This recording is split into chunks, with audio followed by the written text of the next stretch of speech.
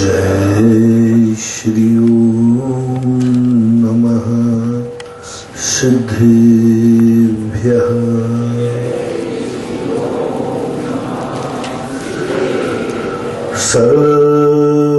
सर्वमंगल मांगल्यं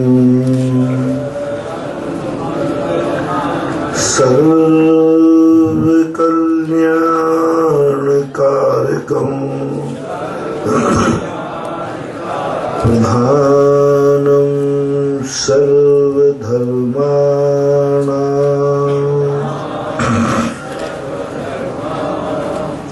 जैनं जयतु शासनं जैनं जयतु शासनं जैनं जयतु शासनं। पंच परमेष्टि भगवान की, आचार्य श्री गुरुवर कुंद महाराज की, आचार्य श्री गुरुवर विद्यासागर महाराज की।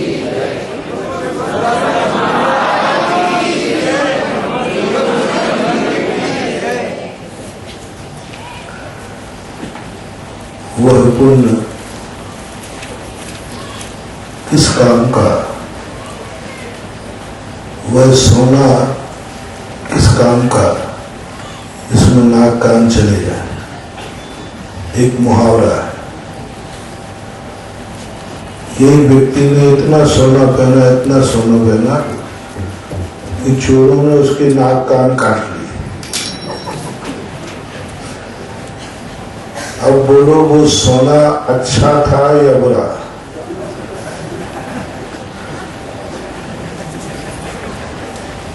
किसके कारण नाक कान कटे? सोने का। तो एक मुहावरा बना, ऐसा सोना किस काम का जिसमें नाक कान चले जाए। क्योंकि सोना नाक कान से ज्यादा कीमती नहीं हो सकता। कोई यदि 1 करोड़ रुपया, अरबों रुपया देवे और कहे नाक और कान दे दो, तो नहीं दी जा सकती, कोई नहीं दे सकता। इसलिए मुहावरा बहुत समझदारी से लिखा गया और 2 दिन से अपना यही प्रसंग चल रहा है। कभी कभी ऐसा पुण्योदय में आता है जो धर्म रूपी नाक कान को समाप्त कर देता है। पुण्य का उदय है। हम एक स्थान पर विहार कर रहे थे।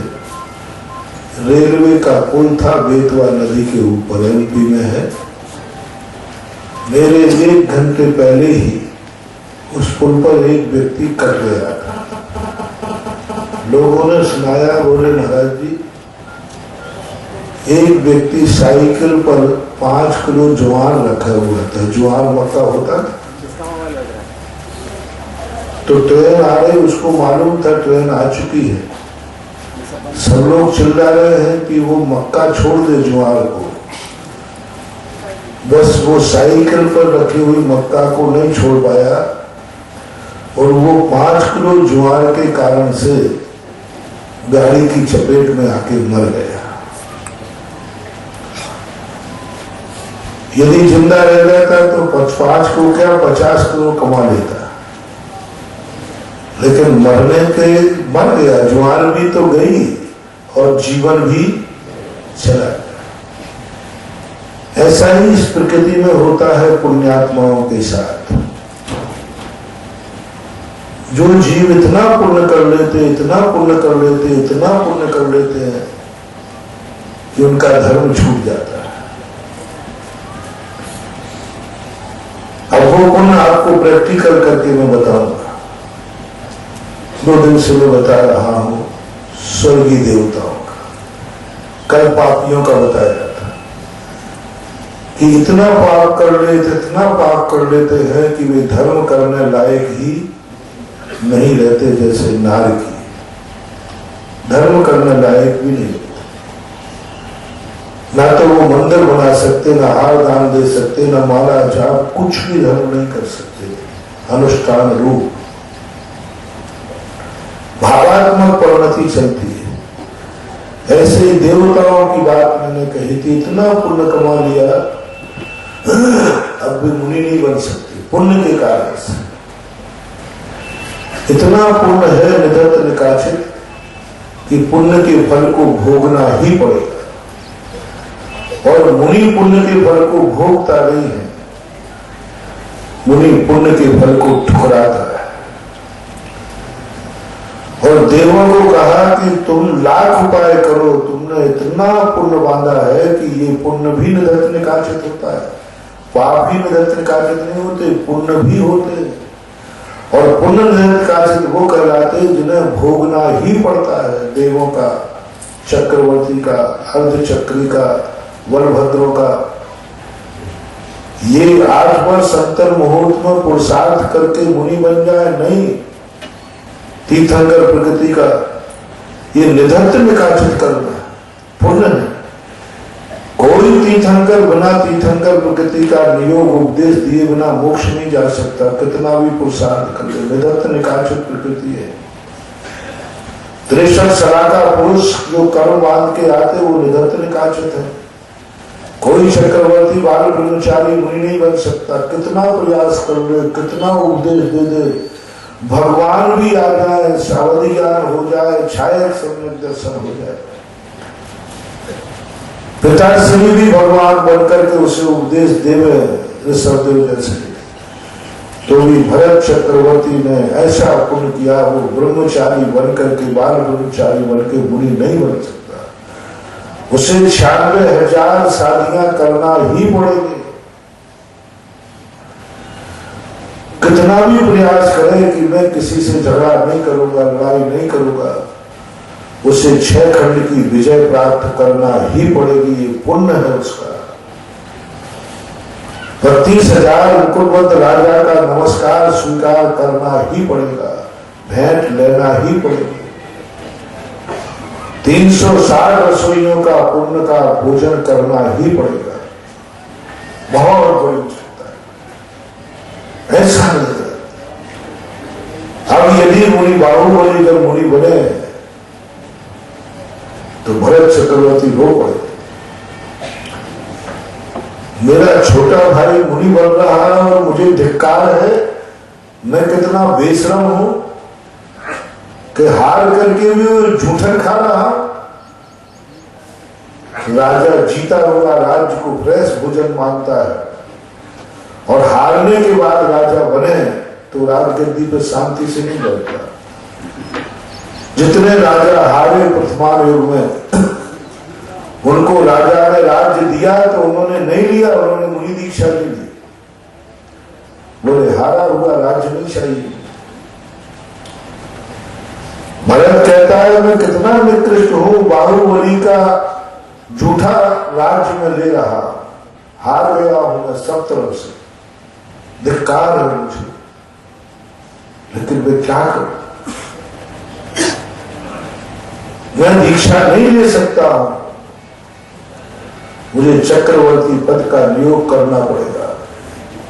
बाहुबली की दीक्षा के समय भरत ने अपने पुण्य को धिक्कारा है, पुण्य को, पाप को नहीं।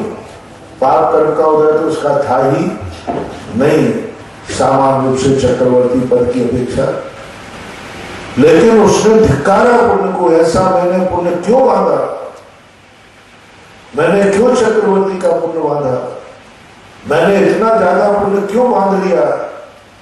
यार मेरा छोटा भाई दीक्षा ले रहा है और मैं दीक्षा नहीं ले सकता, मुझे ये कार्य पूरा करना पड़ेगा। बहुत आलोचना की अपने पुण्य की। सम्यक दृष्टि का एक विशेष लक्षण है कि पुण्य के उदय में, जैसे कल कहा था, वो पाप की अनुभूति करता है। ऐसे लगता है जैसे मेरे महान पाप कर्म का उदय आया है कि मैं मुनि दीक्षा नहीं ले पा रहा। साधारण पुरुष ले ले,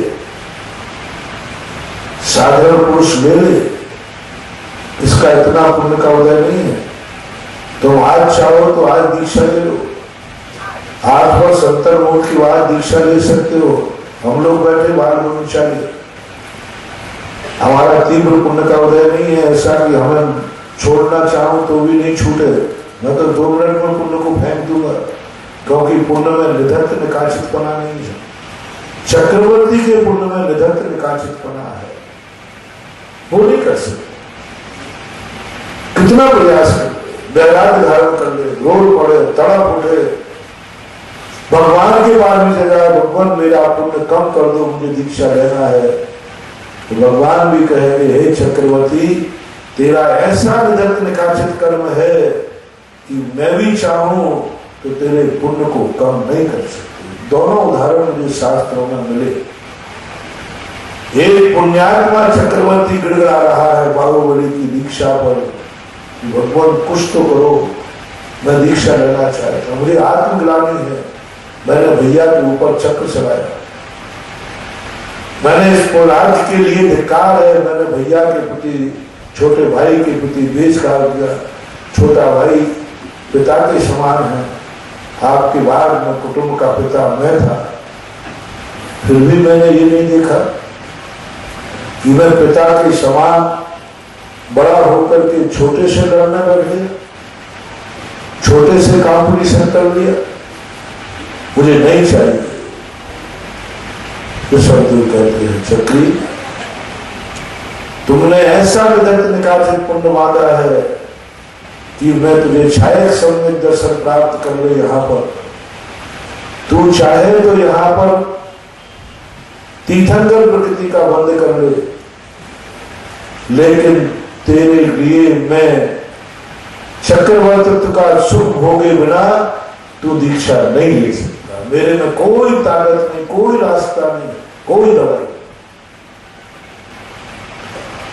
ऐसे पाप कर्म के उदय में जब तीव्र पाप कर्म आ गया राजा सनक का, तो महारानी चिन्ना कहती है कि हे भगवान, आप मेरे ग्रस्त अवस्था के मौसा जी हैं और इस समय आप मेरे आराध्य शास्ता हैं, भगवान हैं। आप जो कुछ कहो मैं पति के खातिर कर सकता हूं। आप क्या नहीं कर सकते भगवान? आप अनंत शक्ति संपन्न हैं, आप 64 विद्धि संपन्न हैं, आपके अंदर सारे ब्रह्मांड को हिलाने की शक्ति है।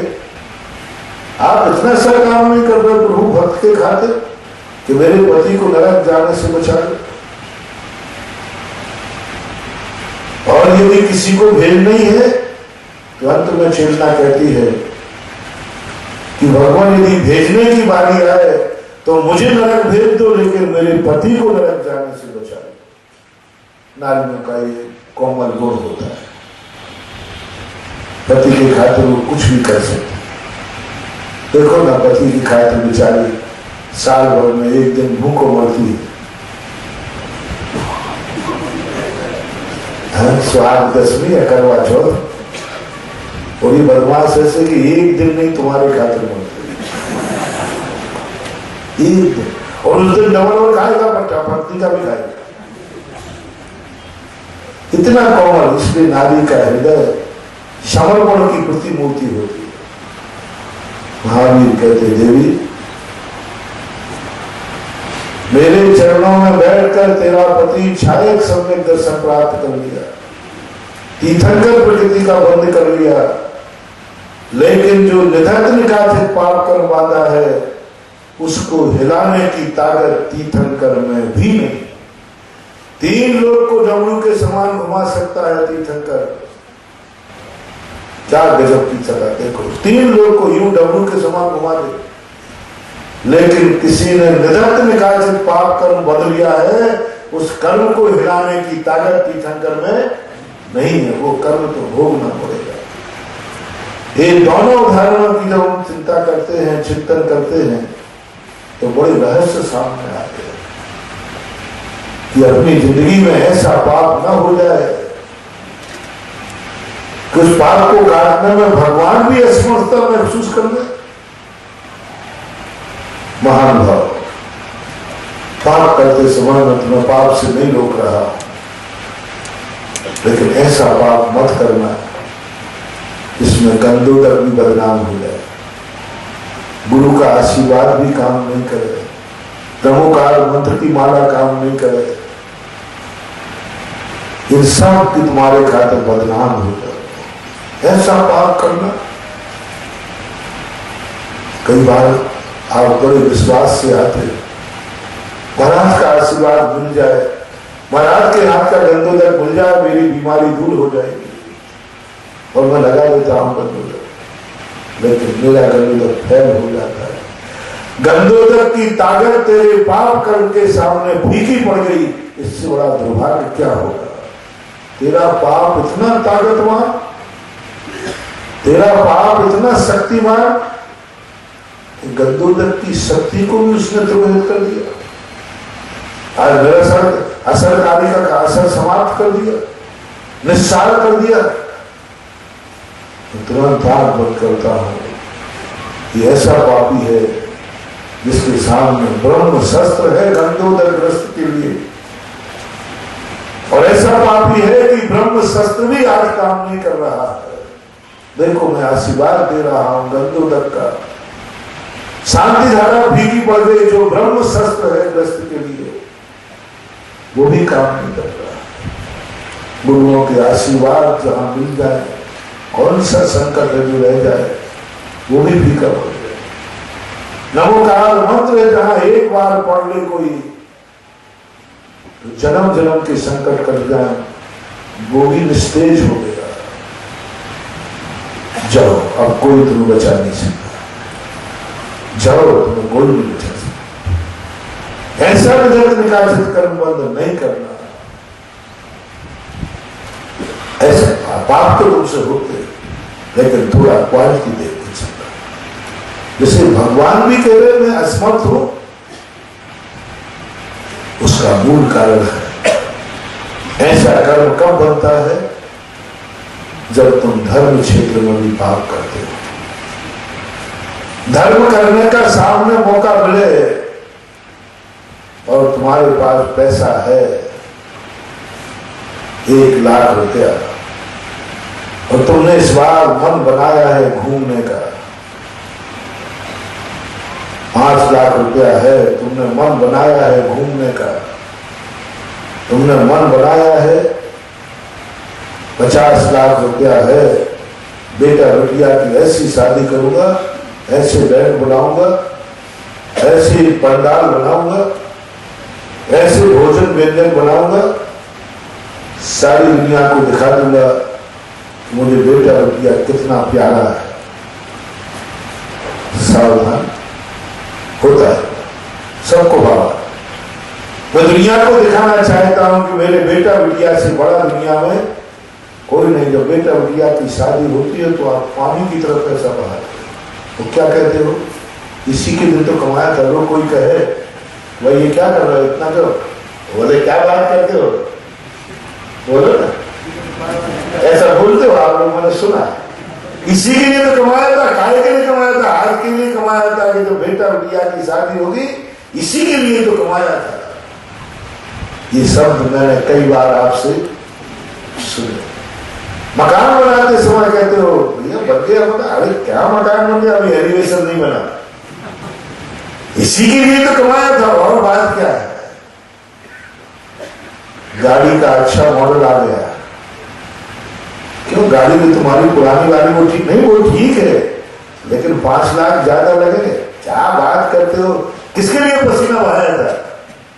ये एक दिन नया मॉडल निकलेगा और गाड़ी, ये सब तुम्हारे ख्वाब, मैं मना बिल्कुल नहीं करूंगा, ये सब तुम्हारे ख्वाब होना चाहिए।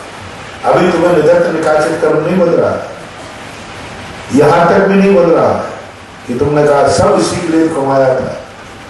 ग्रस्त है वस्तुतः, कमाते ही बेटा बिटिया के लिए, कमाते ही मकान के लिए, कमाता ही रोटी के लिए, इसके लिए कमाता है, मनोरंजन, कोई पाप नहीं, कोई पाप। अब देखना इसी को पाप बन, आवश्यक नहीं। मैं तो टनाटन जादूगर हूं, 2 मिनट में पलटी खाता हूं। टनाटन जादूगर होता है, वो यूं करता है और सब काम खत्म। आप देखना अभी तक कोई बात नहीं। एक और तुम्हारे यहाँ विधान हो रहा है। शादी में बाधा नहीं है, शादी तो करना चाहिए। जो तुमने ज्यादा पानी की तरह बहाओ, मकान में बाधा नहीं, लेकिन ऐसा बनाऊंगा।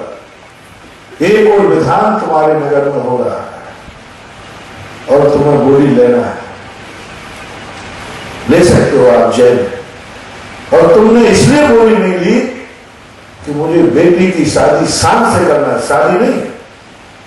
महाराज में बेटी की शादी करना है, यदि पैसा विधान में लगा दूंगा तो शादी नहीं हो पाएगी, क्योंकि इतना खर्च तो शादी में करना ही पड़ेगा। इतना सोना देना पड़ेगा, इतना चांदी देना पड़ेगा, वो तो चलेगा। ऐसे व्यक्ति को पाप का बंध नहीं होता। जिसमें विधान में इसलिए खड़ा नहीं हुआ ग्रस्त क्योंकि उसकी बिटिया की शादी थी और बिटिया को कम से कम कुछ तो देना ही पड़ेगा, पुत्र ही उसके पास था। तो भगवान कहता है नहीं, पहले बिटिया की शादी करो। जैन दर्शन बहुत करुणावान और विवेकवान है। वो ये नहीं कहता है कि तुम भूखे मर के दान करो। बिटिया की शादी है और एक और विधान है, और बिटिया की शादी में कम से कम में जितना जरूरी है उतना, और उतने तुम्हारे पास है। तो मेरा भी कहना है आप विधान छोड़ दें। वो अतिरेक नहीं करना कि नहीं बिटिया की शादी होगी या नहीं होगी, मैं तो विधान में बैठूंगा। वो मेरे निष्ठर लोग हैं, डिक्टेंशन, उनके डिक्टेंशन ज्यादा लोगों को मेरा निष्ठ, वो तो बहुत अतिरेक है। बहुत महान आसन भव्य है, सम्यक दृष्टि में, सम्यक दृष्टि में भी और बड़ा आसन भव्य है, जो कहता शादी हो या नहीं हो, मकान बने या नहीं बने, गाड़ी आए या ना आए, लेकिन पहले मैं धर्म का कार्य करूं। वो आसन भव्य। भरत चक्रवर्ती जैसा उदाहरण उज्ज्वल जिनसे स्वामी ने दिया, वो आसन भव्य। सम्यक दृष्टि की निशानी नहीं कह रहा हूं, सम्यक दृष्टि में भी एक आसन भव्य होता है। एक सम्यक दृष्टि वो है जो अद्भुत कर परावर्तन काल तक भटकता है, एक आसन भव्य होता है। भरत चक्रवर्ती की आसन भव्यता थी कि घर में बेटे का जन्म हुआ, चक्रवर्ती की उत्पत्ति हुई, और उसी समय क्या समाचार मिला, भगवान को केवल ज्ञान हुआ। उसने कहा महोत्सव नहीं मनाया जाएगा बेटे का, उस काल में जाकर सुदर्शन चक्र की खुशी नहीं मनाऊंगा। 3 कार्य एक साथ सामने आ पड़े हैं, तो पहले धर्म का कार्य होगा, बाद में दूसरे का कार्य होगा। बस उसी समय आसन भव्यता घोषित कर दी जाती है। भरत चक्रवर्ती आसन भव्य का प्रमाण पत्र इसके पास है कि एक संसार का कार्य, एक धन का कार्य और एक परमार्थ का कार्य आया है। उसने परमार्थ के कार्य को मुख्यता दी, वो आसन। मैं तुम्हें आसन भव्य नहीं मान रहा हूं, क्योंकि बागड़ में कोई आसन भव्य है भी नहीं। क्या कह दिया मैंने? जो कह दिया वही है, कह दिया हमें, कह दिया। आसन भव्य कोई नहीं है। कौन बताओ? जो बिटिया की शादी हो और विधान हो रहा हो, बोले हो गए शादी या नहीं हो गए, मैं तो विधान करूंगा। मकान बनाना हो, मकान के लिए पैसा हो, मकान बने या नहीं बने, मैं तो मंदिर बनाऊंगा। गाड़ी लेना है, जरूरी है, लेकिन गाड़ी नहीं बनेगी, मैं तो मंदिर की पालकी बनाऊंगा, मैं तो भगवान का रथ बनाऊंगा। बोले गाड़ी कब आएगी? बोले गाड़ी नहीं आएगी तो कितने दिन से चल रहा है, लेकिन आज घोषणा हुई है मंदिर में पालकी बनेगी। तो जो गाड़ी का पैसा रखा है वो पालकी में दे दिया, मकान का पैसा रखा वो मंदिर में दे दिया, बारात के लिए, शादी के लिए पैसा रखा वो विधान में दे दिया। ऐसे लोगों को मैं कितना मान लूं बार में, यदि मैं गलत, मेरी रीडिंग गलत हो तो बहुत भाई आप सुधार। बहुत कलेजा वाली बैठे और पूछ ऐसे कितने लोग मान लो बागड़ में। सेठ जी बोल विरोध, कलेजा के सेठ ने कह दिया नहीं, तो सारे सेठों ने कह दिया ये मान रहा नहीं है, तो नहीं, मेरी भी खोज है नहीं। भूख लगी है पेट में, आग जल रही है पेट में, बेटा भूखा बैठा है, पत्नी भूखी बैठी है और एक रोटी बची है। तीनों भूखे रह करके सामने भिक्षु खड़ा है या भूखा कोई दूसरा व्यक्ति खड़ा है, तीनों भूखे रह करके रोटी दे दोगे? कठिन परीक्षा है। बेटा भी भूखा है, छोटा सा बेटा है, तन्ना के रो रहा है, तन्ना के रो रहा है, मम्मी भूख लगी। तो अपा भूख लगी, रोटी एक है, और एक सामने भूखा है जो तुम्हारा कोई नहीं, जो तुम्हारा कोई नहीं है, कोई भी नहीं है, और ये बेटा है, ये पत्नी है, तेरा पेट है। हिम्मत करो, रोटी एक है। पेट में खाना घर में गया, दान की कोटी में आता है। बेटे को खिलाना दान में आता है, पत्नी को खिलाना दान में आता है क्या? लेकिन जिससे हमारा कोई संबंध नहीं, उसको देने में, तो बोलो आप दान बड़ा है कि पेट बड़ा है? तुम क्या करोगे? बड़ा कौन है? पेट में खाना या दान दे देना? पुण्यबंध किसमें होगा, पेट में खाने से कि दान में? पुण्य कार्य दान है कि पेट? दान। तुम किसमें दो? नौगावा के शेर जी भी दिख रहे, दुबले पतले है, वो बैठे बीच में। हाँ देख लेता हूं, मौके पे दिखता हूं, वैसे नहीं दिखता।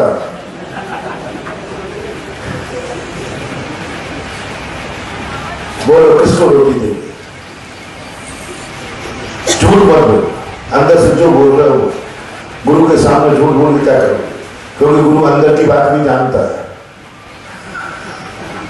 अंदर की बात भी 99% मान लीजिए। क्या समर्थन होगा? महाराज जी बेटे को बाहर जाएगा, मोए उसको नहीं जाएगा। लेकिन एक दान ऐसा हुआ है जिसके दान की आज चर्चा है, इसका नाम था महाराणा प्रताप।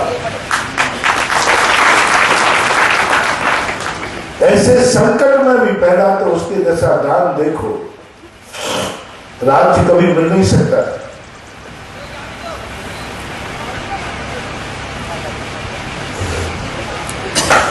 राणा प्रताप निर्णय कर चुके थे, अब मैं कभी भी राजा नहीं बन पाऊंगा। जिस दशा में पहुंच चुके, भीलों के बीच में थे, जंगलों में भाग गए थे, लौटने का सवाल ही नहीं उठता। महाकर्म का एक ही था कि मैं अपने बच्चों को अपने प्राण बचा करके जिंदगी जी लूं, बस निर्णय कर चुके थे। और सारी जिंदगी यही घास की रोटी लाई, घास की रोटी ला करके दी। तो बोले 4 रोटियां बनाना, 3 मत बना। पत्नी बोले 4 क्यों? इतना सा छोटा सा तो आटा, वो भी घास, बर्रू घास की मूंग जैसा होता है दाना उसका। बोले नहीं, हमारा नियम है कि जो भी मेरे पास होगा उसमें से दान दिए बिना मैं भोजन नहीं कर सकता, तुम्हें मालूम है। बोले इस संकट में भी, बोले एक दाना भी होगा तो हम उसके 4 टुकड़े करेंगे, एक बेटे का, एक मेरा, एक तेरा, और एक किसी ऐसे व्यक्ति को जिससे मेरा कोई संबंध नहीं हो। या तो वो पूज्य होगा या फिर कोई याचक भिखारी, उसको जिसने कमाना छोड़ दिया उसको दूंगा, या जो कमा के नहीं जानता है उसको। दान 2 प्रकार का, एक उसको दान देना जिसने कमाना छोड़ दिया है, एक दान उसको देना जो कमा ही नहीं सकता, विकलांग है, भिखारी है, कर्म फूटा है, कर्म न। ये 2 प्रकार के दान अपने शास्त्रों में, पात्र दान और करुणा। ये दोनों दानों की व्याख्या अलग अलग है, उसको मैं अभी नहीं ले रहा हूं।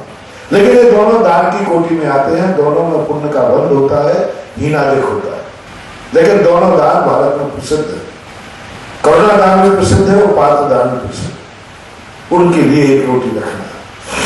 कोई पूज्य आ गया तो, पूज्य आ गया तो क्या मेरे दरवाजे से पूज्य भूखा जाएगा? मेरे दरवाजे से पूज्य भूखा जाएगा? जैन दर्शन, वैष्णव दर्शन, इस बात में एक मत है। महाभारत इसका प्रमाण है। महाभारत ने जब दुर्योधन से दुर्वासा आदि 500 मुनियों को कहा कि मैं पूरी कहानी नहीं बता रहा हूं, भेजा कि मेरे भाई पांडव वन में, उनको भी कृतार्थ करो। हालांकि देश युद्धि थी, द्रौपदी का नियम था कि जब तक कटोरे में वो नहीं खाएगी तब तक भंडार रहता था कटोरा। द्रौपदी भोजन कर चुकी थी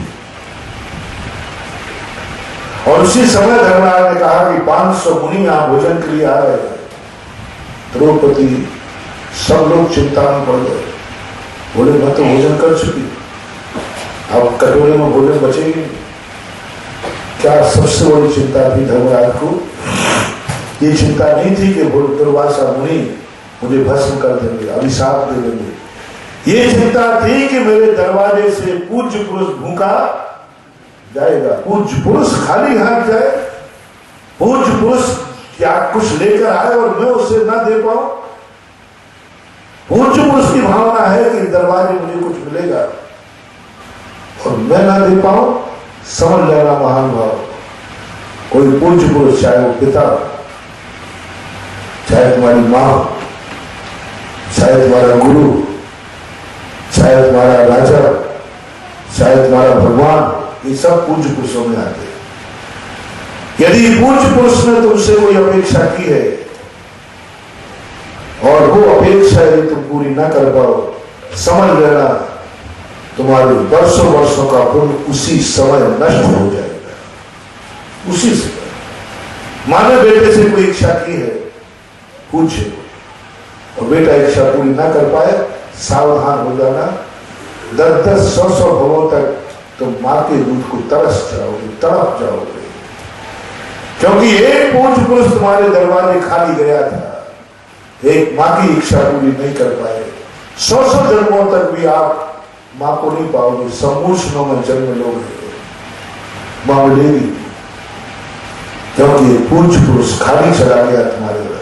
कभी पिता ने तुम्हारे प्रति कोई इच्छा की और तुम पूरी ना कर पाओ, सावधान, दर की ठोकर खाए। कभी गुरु ने तुमसे, यदि तुमने गुरु बनाया है, गुरु ने तुमसे कोई इच्छा की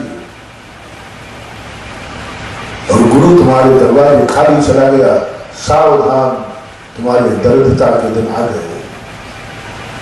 100-100 भवों का पुण्य एक साथ नष्ट हो जाता है जब पूज्य पुरुष अपने दरवाजे से खाली चला जाता है। पूज्य पुरुष बहुत अपेक्षा लेके आता है और वो आज खाली जाएगा।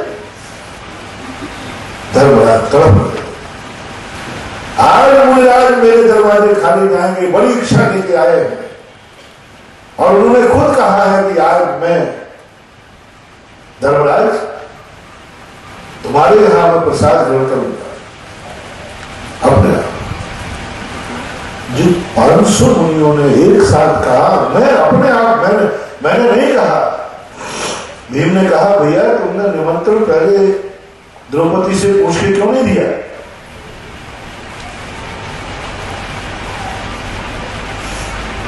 पूछ लेना चाहिए घर में।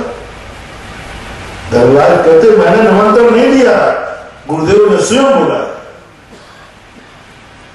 तो पूरी कहानी है ना, दुर्योधन ने भेजा था, वो पूरी भाव थे अपन यहां ले लें धर्मराज की बात। बोले मैंने नहीं कहा महाराज से कि महाराज मेरे यहां भोजन के लिए पधारना। मैं भी वही स्नान कर रहा था, दुर्वासा आदि 500 मुनि आ गए और उन्होंने कहा धर्मराज अच्छा रहा तुम नदी को मिल गए, आज मैं तुम्हारे यही भोजन करने आया हूं। दुर्योधन ने कहा है कि हमारा प्रसाद तो ले लिया, हमारे भाइयों को भी कृतार्थ करो। हालांकि दुर्योधन की नीति ये थी कि धर्मराज 500 को भोजन खिला नहीं पाएंगे, जंगल में मारे मारे, स्वयं कोई खाने को नहीं, और 500 को खिला नहीं पाएंगे तो दुर्वासा उनको अभिशाप देके भस्म कर देगा। तो गुरुदेव ने स्वयं कहा है, बोले हाँ अपने आप कहा है, तो फिर क्या होगा?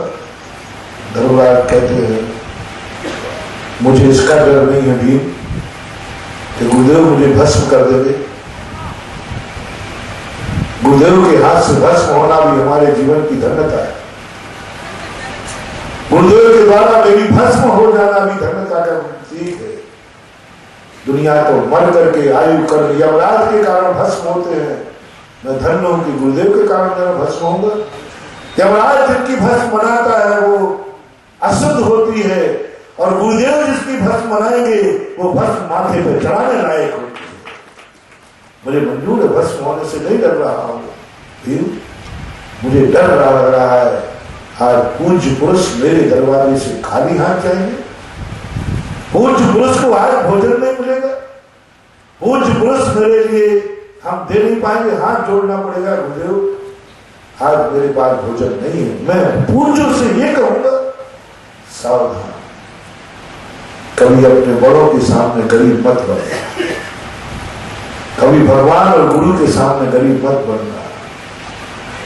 शायद भली तुम्हें धन जायदाद बैठ करके एल्युमिनियम का कटोरा लेना पड़े तो ले लेना, मेरा कहना मान जाना।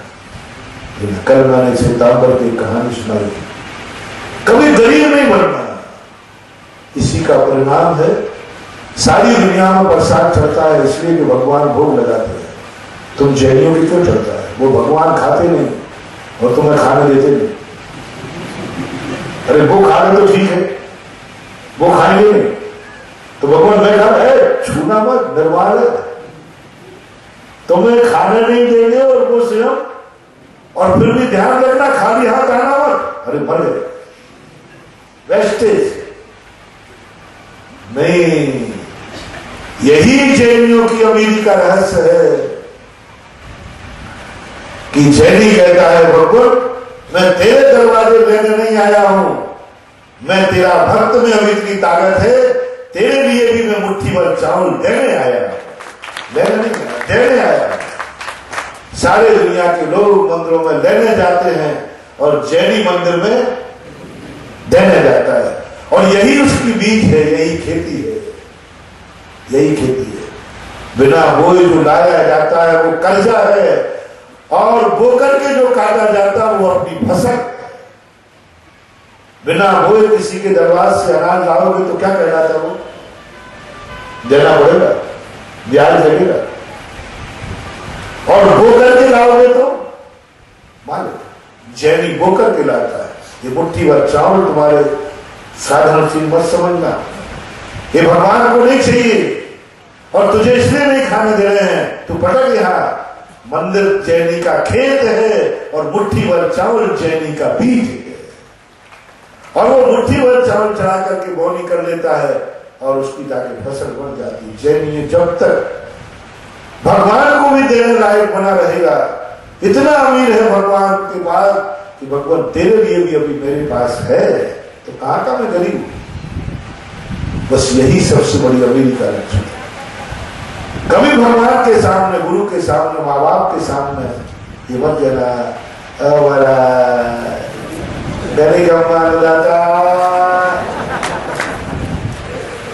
मंगा कहीं का जरूर बनेगा,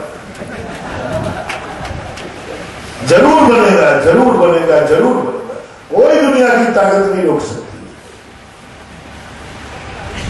कभी कितने भी परेशान हो, हे जवान बेटो, मम्मी पापा के सामने कभी गरीब मत बनना। दिखना पड़े, मजदूरी करना पड़े, मरना पड़े, असमर्थ नहीं होना कभी भी। यदि माँ बाप ने कुछ निकाल दिया है मुंह से, मर जाओ, भीख मांग लो, लेकिन मम्मी पापा से ये नहीं कहना मम्मी पापा जो आपकी इच्छा है वो कार्य करने में मैं असमर्थ, मत कहना, मर जाना, कोई फर्क नहीं पड़ता। 2 दिन बाद मरना था, 2 दिन पहले मर जाना, किसके लिए मरे? माँ बाप। मना मत करना, असमर्थ मत होना, क्योंकि माँ बाप की इच्छा। इसी प्रकार कभी भगवान के सामने, गुरु के सामने असमर्थ मत होना। गुरु आदेश दे दे तो मर जाना, भीख मांग लेना, करके देख लेना एक आध बार। असमर्थ मत होना, मंदिर में कभी असमर्थ होकर मत आना, गुरु के सामने कभी असमर्थ मत होना, बहुत बड़ी चीज है। इतने समर्थ बन जाना। पांचाली असमर्थ था, गुरु ने कहा पांचाली जाओ, महल का पानी रोक के आओ। सबसे छोटा बच्चा था, उसके मन में ये विकल्प नहीं आया कि गुरुजी इतना पानी बरस रहा है और मैं छोटा सा, 60 लड़कों में से मैं ही दिखाऊं, ये बड़े बड़े लोग बैठे यहाँ, तो जैसे आप लोग कल जी आप मेरी तरफ क्यों देखो, बाद में सेठ जी बैठे, ये बड़े आदमी बैठे, 5-4 भी कह सकता है, हमारे लिए सबको भेजो ना। जैसे आप लोग कभी दान देने की बात आती, पर मेरी सीखो, सबसे तो सब जो लिखाएंगे मैं लिख दूंगा। ये जनरली आदत है तुम लोग, जो सब लिखाएंगे, मना नहीं है, सब लिखाएंगे, वो मैं कर दूंगा, एक हिस्सा मेरा लिख लेना और दूसरा मेरे से क्यों, उससे कहो ना। वो तो कहीं जाते नहीं महाराज, मैं तो, आप तो बस उसी के पीछे पड़ते हो जिसने एक बार दे दिया, बस उसी को बोलते रहते हो, उसी को। अब तुम्हारी दृष्टि में तो बस एक ही है, मोहन मोहन मोहन मोहन। मोहन कहता मार डालो महाराज और 20 लोग और सब बोल, हमें से सब कुछ कराओ, सब कुछ कराओ। जैसे लोग महाराज जो 1 रुपया अभी दान नहीं देते, अभी कलेंद्र वाली कहे थे महाराज जी, महाराज कलेंद्र बहुत अमीर है, हम लोग तो दे चुके। कोई इंद्र बन गया, कोई हमारे यहाँ ऐसे लोग हैं जो 1 रुपया नहीं देते। मैंने कि मुझे तो 13 ही चाहिए। अब मैं उल्टा चालू है, मेरी तमन्ना होती है जिस कार्य को मैं अच्छा मानता हूं, मैं माला फेरता हूं, वह बोली, वह मंदिर मेरे दुश्मन को ना मिले, मेरे भक्त को मिलना चाहिए। अक्सर का देखना, हमारे इर्द गिर्द घूमने वाले जितने भक्त होते हैं सबसे ज्यादा दान देते हैं। मेरी भावना भी यही होती है कि संसार की एक भी बोली ऐसी न बचे जो मेरे भक्त से बाहर गए। और मैं उल्टी माला फिरता हूं, हे भगवान वो एक सेठ है, वो मेरा दुश्मन है, हे भगवान उसकी भावना हो जाए बोली लेने की, हे भगवान मैं उल्टी माला फिरता, भगवान एक को सेठ बेटा वो आज बोली ले सकता है, मंदिर बोलने की। बस मेरी एक तमन्ना है, उसके भाव मंदिर लेने की ना हो, उसका भाव ना हो जाए, क्योंकि वो मेरा दुश्मन है। यदि मंदिर बना देगा तो दुर्गति नहीं होगी, उसकी सदगति होगी तो मुझे कष्ट होगा। इसलिए उसके भाव ना हो जाए, उसको तो ऐसे बनाया जाना कि वो मंदिर में देवे ही नहीं और मंदिर की ओर उठा के ले जाए, बनाए तो बहुत अच्छा है। मेरे दुश्मनों के प्रति मेरी धारणा देखना कितनी अच्छी है या बुरी। वो कभी, मेरा दुश्मन कभी 1 रुपए का दान ना देवे, ये मैं भगवान की साक्षी में बोल रहा हूं, मेरी भावना बिल्कुल पक्का मानना, झूठ नहीं बोल रहा। मेरा दुश्मन कभी दान नहीं, जो मेरा दुश्मन वो कभी दान ना देवे, और भगवान से प्रार्थना करना, भगवान उसके कभी दान के भाव मत बना देना। चाहे आपका मंदिर बने न बने, लेकिन मेरे दुश्मन का दान मत लेना, बना। और दूसरी भाव बता दो, मेरा भाव है कि दुश्मन जो मेरे हैं वे गुल्लक में से निकाल के और लेता है। यदि कोई, मैं मंदिर में बैठा हूं, सुनो एक और तुम मेरे दुश्मन हो तो मेरे से कहना महाराज जी मेरा भाव हो रहा है कि भगवान जी का छत्र उठा के ले जाओ, तो मैं उठवा दूंगा पक्का है। मैंने ले जा ले जा, यदि 16 के कपड़े नहीं पहनो मैं उतार के दे दूं। आप नहीं हो तो परीक्षा कर लेना, मेरा दुश्मन बन के आना, भगवान का छत्र में तुम्हें चोरी करवा दूंगा। मोहन मुझे मंदिर में मत रोकना, करवा दो, लेकिन दुश्मन होगा। शर्त क्या है? दुश्मन होगा तो छत्र की चोरी करा दूंगा, भगवान की तो नहीं कराऊंगा। गुल्लक चोरी करा दूंगा, मुझे निकाल, जल्दी निकाल, कोई नहीं आ रहा, मैं बैठा हूं, निकाल ले जाए, जल्दी ले जाए। और भक्त आएगा तो कहूंगा वो चोर छत्र ले गया है, तू उठा दे। दिमाग उल्टा दिमाग है, सीधा चोर को तो उठवा दिया और भक्त से चढ़वा दिया, और खाली हाथ जा रहा है, गुल्लक में कोई डाल के जा जेब में से, तू मेरा भक्त है। ये पॉलिसी मां सुधा सागर पुराण में है।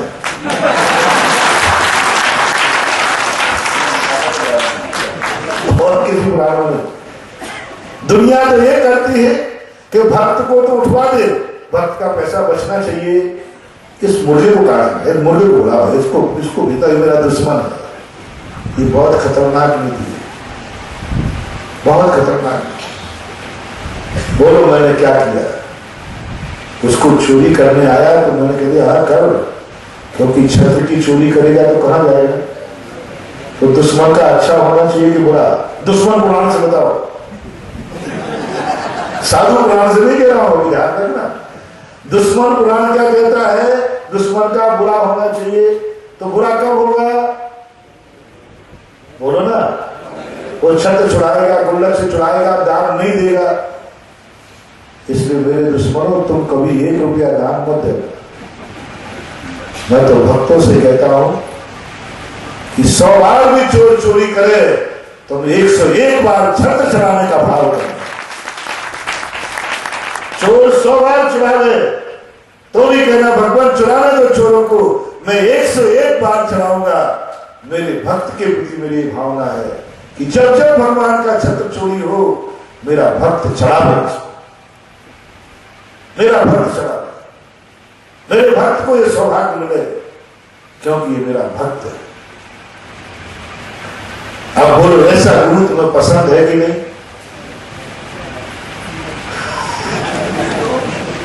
खतरनाक गुरु में ध्यान रखना। लेकिन मैं खतरनाक भली तुम मानो, लेकिन मैं अपने भक्त के लिए कभी खतरनाक हो ही नहीं। एक व्यक्ति की घटना थी, एक मुनि विरोधी था, कट्टर मुनि विरोधी था, मैं उसको जानता था। तो वो एक दिन आया, बजरंगगढ़ की बात है, बोले महाराज जी आप बहुत स्पष्टवादी हैं, आप इतना सत्य बोलते हैं, इतना सत्य बोलते हैं कि आपको यही चिंता नहीं रहती कि ये बात आप पे भी लागू हो रही है, लेकिन आपको डर ही नहीं, आपको जो कहना है जो। मैंने बड़ी गौर से सुना कि ये मुनि को सत्यवादी मान रहा है।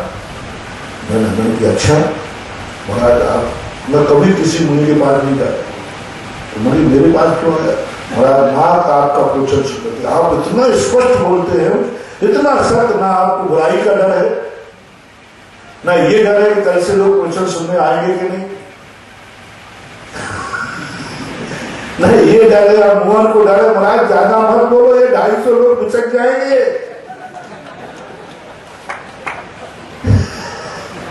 ये 250 प्राण वाले इन्हीं की आशा पर क्षेत्र बन रहा है, ये सब वो डर के प्राण सूख रहे उसके, और मैं उतनी छेड़ रहा हूं, मस्त हूं, मैं उतने मस्त हूं, मैंने कि बेटा घर हो तो सही, तुम भागो तो जाए। मैं तो चाहेगा ही हूं कि प्राण वाले नाराज हो जाए,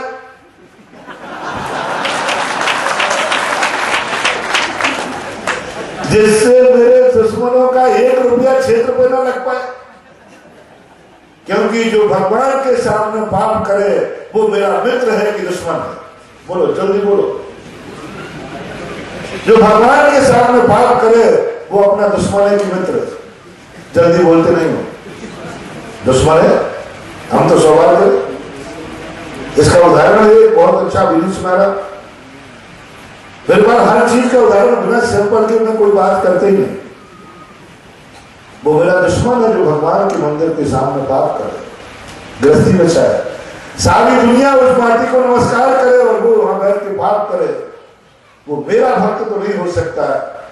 लेकिन मेरी तमन्ना है कि इस मंदिर के सामने मेरे दुश्मनों के महल बनना चाहिए।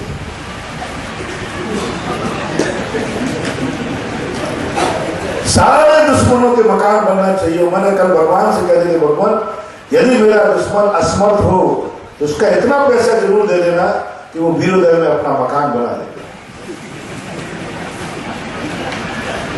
और मैं अंदर से बोल रहा हूं, बाहर से मैं कभी कुछ बोलता नहीं। मेरा यदि कोई दुश्मन है तो यदि अच्छा भी है तो वो इतना समर्थ हो जाए कि वीरोदय का प्लाट पे अपना बंगला बना सके और वो यहां रह सके, और जितने दुनिया के बाप है वो सब यही करे, जिससे समझ रहे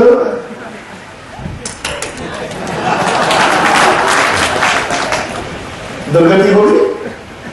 और दुश्मन की सदगति होना चाहिए कि दुर्गति? साधु पुराण से मत बोलना, दुश्मन पुराण से बोलना।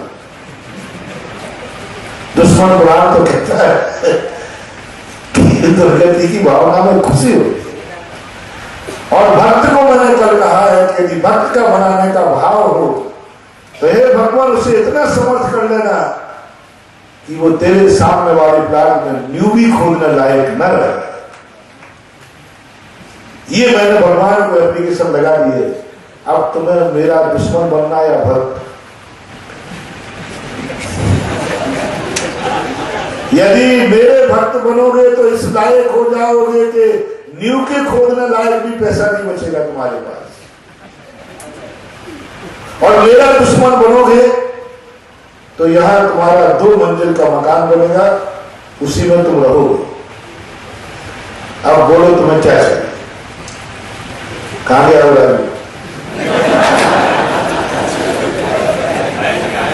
अरे वो प्रदीप बेटा नो तेरा भी प्लान है ना,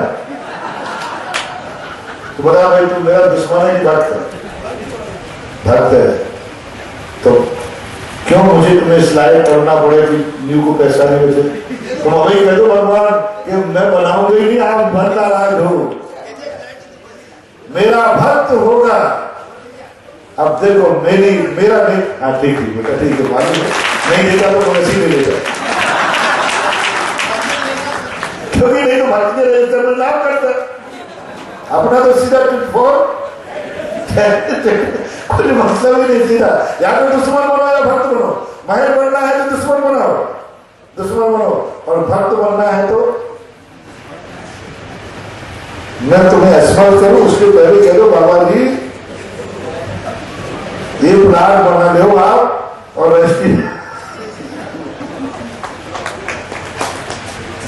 तुमने बनाया तो मैं ऐसा बनाऊंगा कि न्यू भर में लायक नहीं रहोगे, और तुमने नहीं बनाया तो ऐसा आशीर्वाद दूंगा कि प्लाट छोड़ोगे और बीघों के जमींदार बनोगे। यहां छोड़ोगे प्लाट और वहां तुम जमींदार बनोगे। और तुमने जबरदस्ती की नहीं, और नील को मेरे भक्त की बात कर रहा हूं, दुश्मन की नहीं। अब बोलो ऐसा गुरु तुमने कभी आज तक सुना जो दुश्मनों के प्रति कितनी अच्छी भावना रखे और भक्तों के प्रति बनाओ के लिए खोटी भावना है कि चौकी बोलते नहीं हो, ये नहीं बोल रहा, ये खोटी भावना है कि चौकी मोहन तो बोल ही नहीं रहा। आज नहीं पता चलेगा, कल पता चलेगा। आज मैंने कहा कि भगवान मेरे भक्त को बनाने का भाव करे, उसको असमर्थ कर देना। आज बुरा लग रहा, कल जब तुम यहां रह के पाप करोगे और जब कर्म तुम्हें कंगाल बनाएगा, उस मकान को भी तुम्हें गिरवी करके यहां से निकलना पड़ेगा, उस समय रह के आएंगे गुरुदेव के वचन। अभी नहीं, पापी पाप करते समय नहीं चलता। पापी और अज्ञानी में इतनी, ज्ञानी में इतनी तो अंतर है। पापी पाप करने के बाद भागता है और ज्ञानी पहले पाप करने के पहले पाप से भागता है। कितना अंतर है? ज्ञानी पाप करने के पहले पाप से, और अज्ञानी पाप करके भागता है। पाप करके जो भागता है उसे पुलिस ढूंढकर जेल में डालती है, और जो पाप से भागता है उसे जेल नहीं मिलता है, उसे मोक्ष महल मिलता है। भागना तो दोनों को है, पाप से दोनों को भागना है। पहले भागोगे ज्ञानी है और बाद में भागोगे, भागना तो दोनों को है। पाप से तो भागना ही पड़ेगा। जो पाप करने के पहले भाग जाए वो वृत्ति है, त्यागी है, महावृत्ति है। और जो पाप करने के बाद भागे वो डाकू है, पापी है, संसारी है। भागते तो दोनों छोड़े। इसलिए बहुत बड़ी बात है। तो वो मेरे पास आए, बोले महाराज जी आप, इसलिए मैं आपके पास आया हूं कि आप बहुत सत्यवादी हैं, बहुत सही बोलते हो। मैंने अच्छा, बोले हाँ महाराज। फिर आज एक बात बताओगे आप? देखो आप पे मेरी आशा, बहुत विश्वास है, बहुत विश्वास है। बोले क्या है महाराज? पंचम काल में मुनि होते हैं कि नहीं? मैंने कहा ये पूरा इडियट। किससे पूछा है? मैंने समझ लिया कि इससे बड़ा मूर्ख दुनिया में कोई हो नहीं सकता। और मूर्खों को ठगने में कोई, मूर्खों को ठगा जाएगा, ज्ञानियों को थोड़ी ठगा जाएगा। मैंने भी पक्का मूर्ख है बिल्कुल। मुनि से पूछा, उसको यह करनी है कि मुनि बनना पंचम काल में नहीं होता तो मैं बनता क्यों? मैंने कहा सही बताऊं कि बोला देखो आपके, मैंने पहले कह दिया आपकी सत्यता को देख करके मैं आया हूं, आप जो बोलते हो सत्य बोलते हो।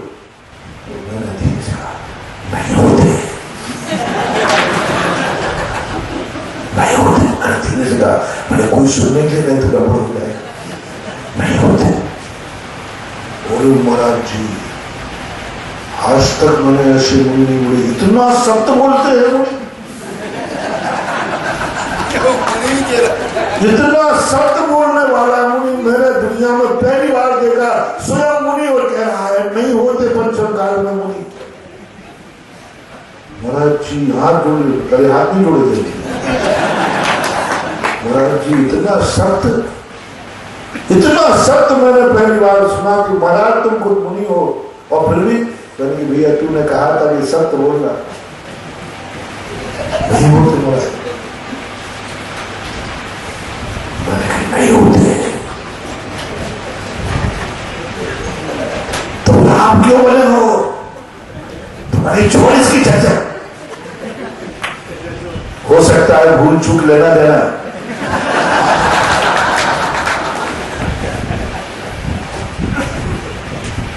दिमागदार था, स्वाध्याय बंधु था, पढ़ा लिखा था। बोले महाराज जी आप इतना निपट कड़वा सत्य बोल रहे हैं, आपको ये भी डर नहीं है कि आप भी उसी चपेट में आ जाओगे, आपकी पूजा बंद हो जाएगी? मैं सबसे कह दूंगा महाराज ने खुद कहा है, मुझे ये मालूम था कि दुनिया में डंडोरा पीटेगा। महाराज ने खुद कहा है कि महाराज नहीं होते। अब इससे ज्यादा गवाह और क्या चाहिए? जब अपराधी स्वयं कह रहा है कि मैं अपराधी हूं तब गवाह भी तो मुझे मालूम है तो सबसे कहेगा। तो आपको ये डर नहीं कि आपकी पूजा बंद हो जाएगी, आपको नमस्ते बंद हो जाएगा, कल के दिन आपको आहार कोई नहीं देगा? मैंने भी मुझे ये डर नहीं है, लेकिन मैं गलत नहीं बोल सकता। क्या बिल्कुल सत्यवादी हूं। बस वो 2 मिनट बोले महाराज जी बिल्कुल आप सही बोल रहे। मैंने कि भाई देख तू तो संदेह कर रहा है, तूने आते ही क्या कहा था? मुझे विश्वास है कि तुम कभी झूठ नहीं बोलो। अब फिर तुम्हारा महाराज जी पक्का बता दूं आप मेरे से झूठ बोल रहे, आप मेरे झूठ बोल रहे हैं, पक्का है। बिल्कुल यथार्थ घटना है, 8 घंटे का संवाद है। बोले महाराज आप झूठ बोल रहे। मैंने कहा भैया तूने कहा था मैं कभी झूठ बोलते नहीं, अब तू ही कह रहा है सर, पता नहीं तेरा सम्यक दर्शन कैसा है, तू तो बिना बोलने का लोटा निकल रहा है। अभी कह रहा था महाराज आप बिल्कुल स्पष्टवादी सत्य बोलते, और अभी बोले महाराज जी वो बातें तो सब ऊपर की थी, आप झूठ बोल रहे। मैं क्या झूठ बोल रहा हूँ? मैंने क्या बोला बताओ? मैंने यही कहा कि पंचम काल में मुनि नहीं होते।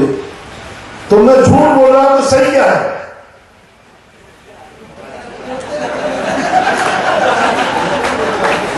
वो मेरा विरोधी था, दुश्मन था, वो समय से कहता पंचम काल में मुनि होते ही नहीं, इसलिए मुनियों को नहीं मानता। तो मैंने जो तू कहता था वो मैं कह रहा हूं, अपन दोनों ये बोले नहीं महाराज आप झूठ बोल रहे। पैर पकड़ लिए, बोले महाराज इतना स्पष्टवादी खोटा मुनि नहीं हो सकता। पैर पकड़ लिए, अभी हाथ जोड़े तो पैर, इतना स्पष्टवादी खोटा मुनि नहीं हो सकता जिसको यही चिंता नहीं है कि मैं बोल दूंगा तो मेरा क्या होगा।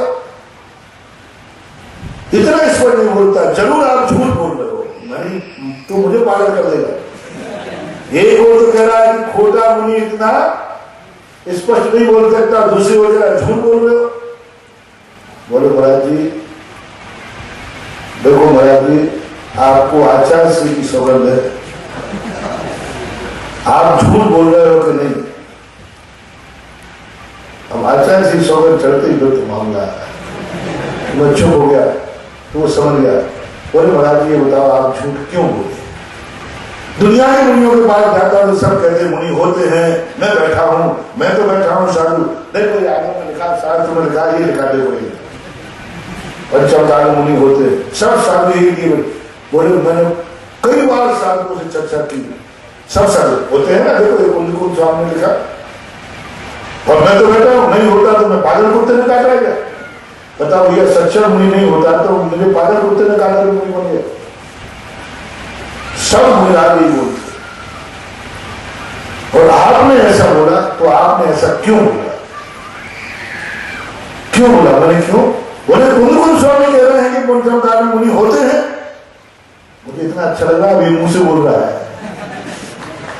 जो क्या कह रहा था कि पंचमकाल मुनि, वो कह रहा है कि कुंद स्वामी ने खुद लिखा है कि पंचमकाल मुनि होते। मैंने लिखा है।